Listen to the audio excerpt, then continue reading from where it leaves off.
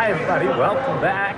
Dave Robertson from the Financial Center once again to share some thoughts. As you can tell, I'm here at one of our due diligence conferences, getting to talk to the people that actually we get to give money to. I'm able to get Brandon Buckingham, who is one of our Prudential advanced tax specialists. And I wanted to just get Brandon's thoughts on with an election year coming up and taxes may change.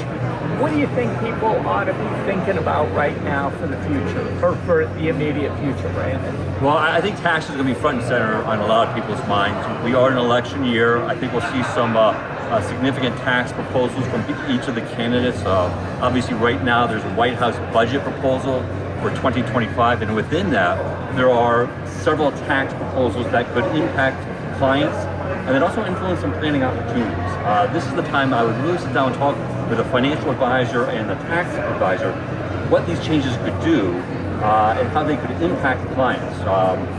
One of the changes is a proposal to increase the top tax rate, which is now at 37% to 39.6%. So going back to the top tax rate that we saw prior to the passage of that Tax Cut and Jobs Act, but under this proposal, you get to that top tax rate a lot faster. So on the current White House budget proposal, you can see the top rate going to 39.6% for those that make over $400,000 or $450,000. Matter of fact, a lot of the proposals that are out there, that's not that $400,000 $450,000 threshold is a common theme. I think you may see some proposals that could increase long-term capital gain rates.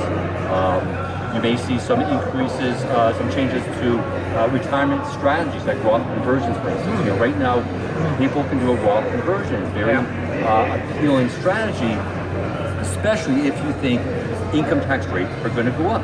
And I think a lot of people think taxes are going to go up. The question is when and by how much, right? Agreed. But there's a proposal that if you make over $400,000, $450,000, again, that threshold, you could not do a Roth conversion. So if you have clients that make more than that, they may want to consider doing a Roth conversion now while they still can, and that would be a great hedge against rising taxes.